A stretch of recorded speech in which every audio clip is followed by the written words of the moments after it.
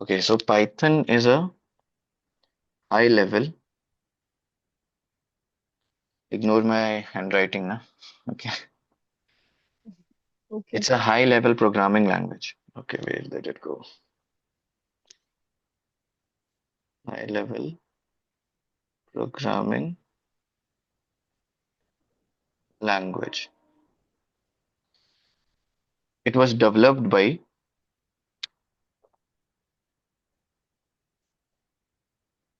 Guido van Rossum. So he was the developer, Guido van Rossum. Okay. And it was developed in the late 1980s. Okay. So, but it was developed by him, but it was released by Centrum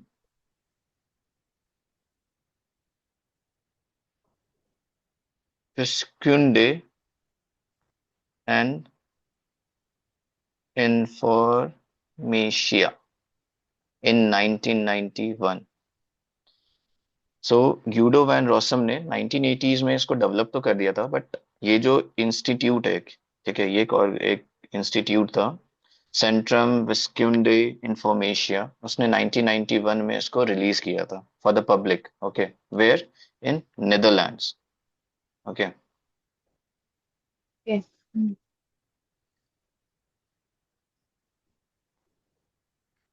okay, so Python is a interpreter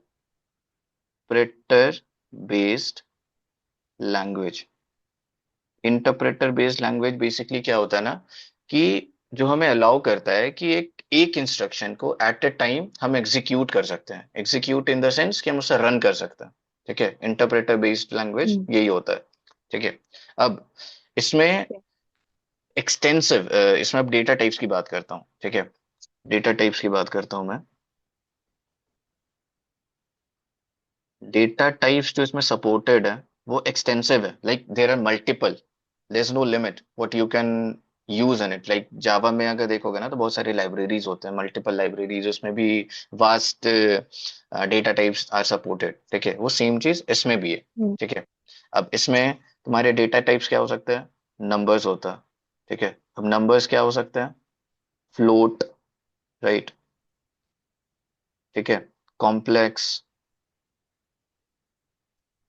और unlimited length हो सकता है उसका। बस। ठीक है। अब दूसरा होता है डेटा टाइप स्ट्रिंग।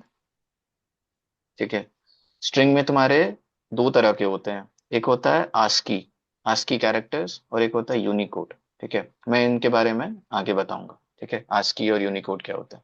ठीक है, जस्ट कीप ए नोट। ठीक। अब तीसरा होता है इसमें इसमें एक अब यूनिक चीज आता है, एक आता है लिस्ट। ठीक है, लिस्ट आता है इसमें, एक होता है ट्यूपल, थर्ड होता है डिक्शनरीज। Okay. ठीक है, ये उसके डेटा टाइप्स होते हैं। इसमें और भी डेप्थ में हम आगे बात करेंगे, बट मैं अभी जैसे एक ओवरव्यू दे रहा हूँ तुम्हें। ठीक है। अब इसमें वेरिएबल्स भी होते हैं। ठीक है, अब वेरिएबल्स ना दो तरह के हो सकते हैं, दो तरह के होंगे। एक होगा स्ट्रांगली टाइप्ड, ठीक है, और दूसरा होगा तुम्हारा डायनामिक टाइप। ठीक है, डायनामिक और डायनामिकली टाइप बोल सकते हैं। ठीक है, अब स्ट्रांगली टाइप क्या होता है? स्ट्रांगली टाइप होता है कि अ टाइप ऑफ वैल्यू, ठीक है, that doesn't change in unexpected way. Unexpected way मतलब अचानक से वो चेंज नहीं हो जाएगी उसकी वैल्यू। ठीक है, तो ये हो गया स्ट्रांगली टाइप। ठीक है, अब डायनेमिक, वर्ड क्या है? Dynamic. Dynamic means like it can change. Okay, अभी तुमने कुछ वैल्यू लिखा है और it can change change, right. कर सकते हैं। हाँ, राइट। ठीक है, अब इसमें अगर मैं तुम्हें बताऊं तो, ठीक है, ये हो गया वेरिएबल्स, दो तरह के होते हैं। ठीक है, अब तीसरा आता है तुम्हारा, नहीं मतलब अब दूसरा कंसेप्ट है, दूसरा है उसमें भी ऊप्स के कंसेप्ट होते हैं। Okay, oops. ठीक है, ऊप्स का पता है तुम्हें फुल फॉर्म? ऊप्स जब तो आपने ओरिएंटेड पढ़ा होगा। Programming. Hmm, object oriented programming yes, system कुछ structure, okay, that is structure object oriented oriented programming structure. Programming structure, ठीक है। अब चलो, और मैं पाइथन के तुम्हें एडवांटेज और डिसएडवांटेज बताता हूँ ताकि तुम्हें पता चले कि व्हाट आर दी एडवांटेज और डिसएडवांटेज, ठीक है। फर्स्ट एडवांटेज, एडवांटेजेस, ठीक है। पहला है कि, सॉरी यार ये थोड़ा सा, okay, जिसमें डिस्क, सो पहला एडवांटेज होता है एनहांस्ड, सॉरी यार,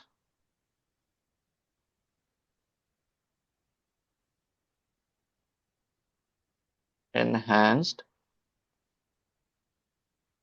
रीडेबिलिटी, ठीक है। इनहेंस रीडेबिलिटी, इस वर्ड से तुम्हें क्या समझ आ रहा है? इनहेंस रीडेबिलिटी का क्या मतलब हुआ? Enhanced readability हम्म, और खुद से मतलब नहीं, इनहेंस रीडेबिलिटी, इनहेंस्ड मतलब क्या होता है? इनहेंस्ड का वर्ड बताओ, मतलब क्या होता है इनहेंस्ड?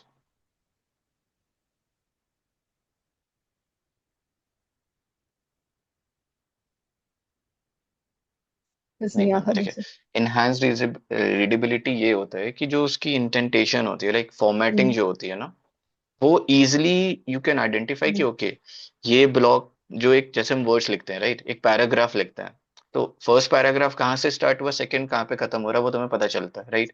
सेम इसमें होता है कि इसमें ब्लॉक्स होते हैं, लाइक एक मेन क्लास होगा, एक उससे डिराइव्ड क्लास होंगे, ठीक है। तो वो तुम्हें डिफरेंस पता चलता है, ठीक है ना। अब दूसरा होता है, अब मैं मतलब इसको तुम्हें एक एग्जांपल देता हूँ, एनहांस रीडेबिलिटी क्या है। जैसे मान लो कि मैंने यहाँ पे डिफाइन किया है ए इज इक्वल टू 5, ठीक है। अब यहाँ पे लिख दिया मैंने फॉर एक्स इन रेंज ए, ठीक है। ये हो गया इंटेंट, ठीक है। इंटेंट, इससे क्या पता चलता है? इंटेंट से क्या होता है कि ये पता चलता है कि ये जो ब्लॉक है, ठीक है, जैसे यहाँ पे मैं लिखूंगा, यहाँ पे मैंने लिख दिया प्रिंट ए, ठीक है। हम्म, ये जो इंटेंट है वो डिफाइन करेगा कि ये जो लूप है, ये यहाँ से यहाँ है, अच्छा। ठीक है, इसके अंदर का ये स्ट्रक्चर है, ठीक है।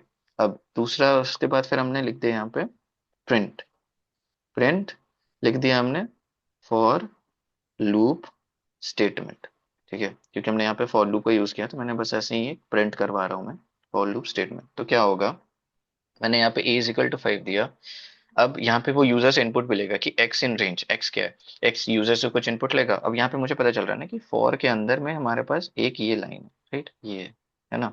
अब उसके बाद जब ये लाइन ब्लॉक खत्म हो रहा है इसका, ठीक है, ये ब्लॉक थोड़ा सा मेसी होगा, ओके, इग्नोर इट, जैसा क्लियर कर देता हूँ, ठीक है। तो ये जो ब्लॉक खत्म होगा, ठीक है, उसके बाद हमारा प्रिंट हो रहा है यहाँ पे फोर, ठीक है। तो ये हो जाता है एनहांस रीडेबिलिटी, ठीक। अब मेरी लैंग्वेज, मेरी हैंडराइटिंग उतनी रीडेबिलिटी नहीं है उसमें, बट ठीक है। अब सेकंड होता है कि ये जो लैंग्वेज है Python, that is a cross platform language, ठीक है। क्रॉस प्लेटफॉर्म लैंग्वेज मतलब क्या है कि ये किसी भी तरह ये का ओएस एनहेंस हो। रीडेबिलिटी, हाँ बोलो बोलो। एनहेंस रीडेबिलिटी है ना, हाँ, इसमें लाइक कोई भी डिजिट से प्रिंट करते, लूप जैसे बनाते हैं हम, क्रिएट नहीं नहीं, करते हैं, ये एक स्ट्रक्चर उसमें था, कुछ भी नहीं डिजिट डाल के फिर रन करते हैं, ये वो ये नहीं नहीं, स्ट्रक्चर इनहेंस है। रीडेबिलिटी हो गया कि जो तुम्हें, जैसे ये तुम्हें दिख रहा है ना स्ट्रक्चर, जैसे यहाँ से, एक मिनट रुको, मैं ये एक बार डिलीट करता हम्म, हूँ, सॉरी। देखो जैसे ये फॉर, देखो ये जैसे मैंने ये लिखा है स्टेटमेंट, ठीक है, ये एक लाइन में राइट, ए यहाँ से स्टार्ट हो रहा, एफ यहाँ से स्टार्ट हो रहा, पी यहाँ से स्टार्ट हो रहा, ठीक है।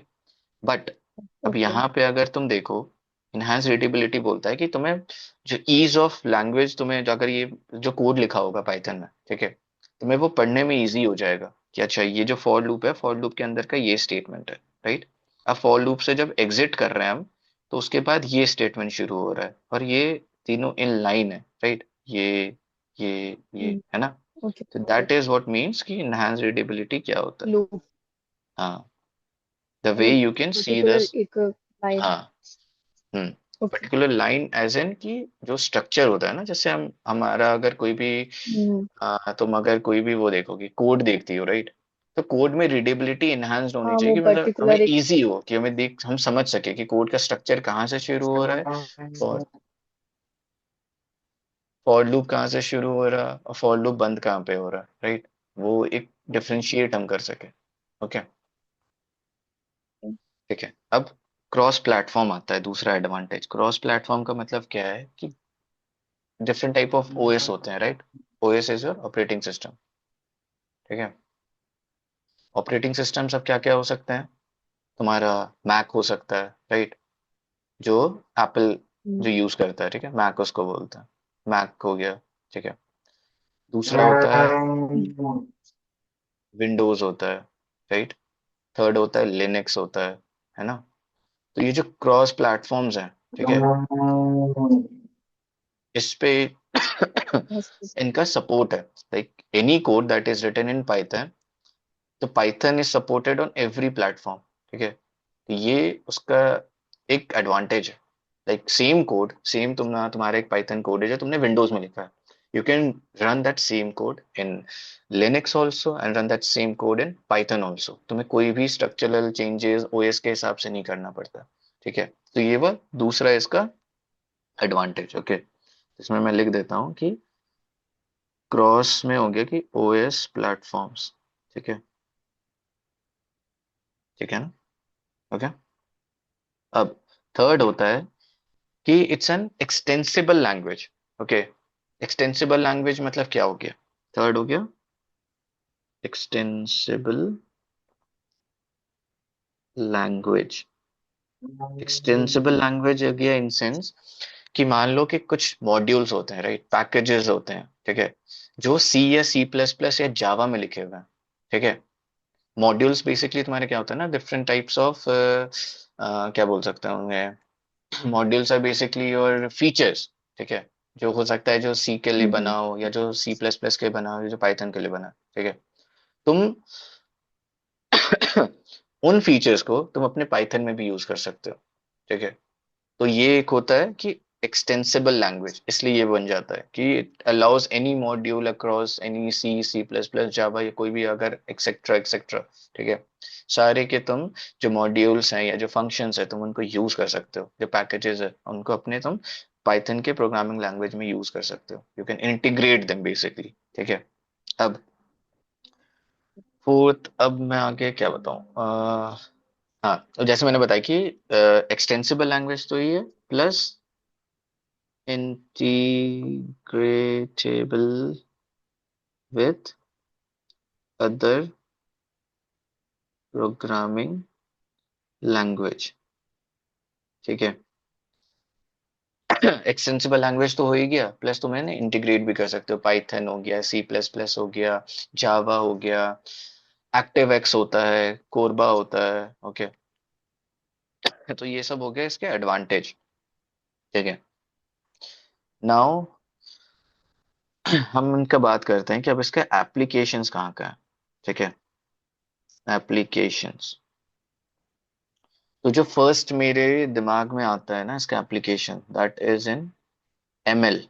ML is your machine language machine learning learning, language. Sorry, I am sorry, या मशीन लर्निंग। लर्निंग। ठीक है। सेकंड होता है data science. Okay. Second is data science.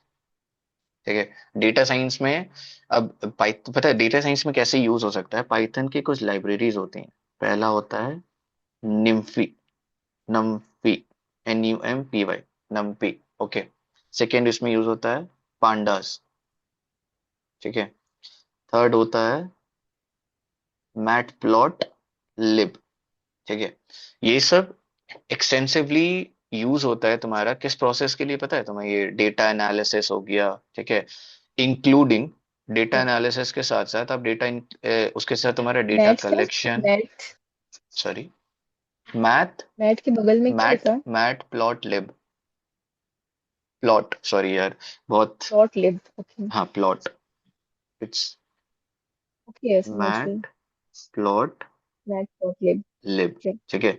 अब ये जो तीन प्लेटफॉर्म होते हैं जो डेटा साइंस के लिए हैं, ठीक है, इनमें क्या होता है कि ये तुम्हारा पहला तो हो गया एनालिसिस, ठीक है, एनालिसिस में तुम यूज कर सकते हो। सेकंड हो जाता है कलेक्शन, ठीक है, ठीक है, प्रोसेसिंग,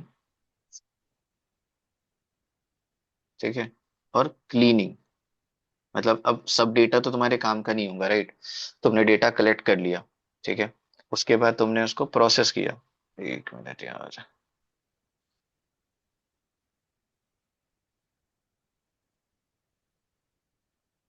हम्म, तुमने डेटा कलेक्ट किया, ठीक है, फिर तुम उस डेटा को प्रोसेस करोगे बेस्ड ऑन योर रिक्वायरमेंट, ठीक है। अब तुमने डेटा प्रोसेस कर लिया, उसके बाद अब सारा डेटा तो तुम्हारे काम का नहीं है, तो the third step will be cleaning. तो इन जो ये जो चार स्टेप है एनालिसिस के अंदर, जो आता है कलेक्शन, प्रोसेसिंग, क्लीनिंग, ठीक है, इसमें जो पाइथन के जो लाइब्रेरीज हैं वो निम्फी, पांडास एंड मैटप्लॉटलिब, ये यूज होता है, ठीक है। Got it.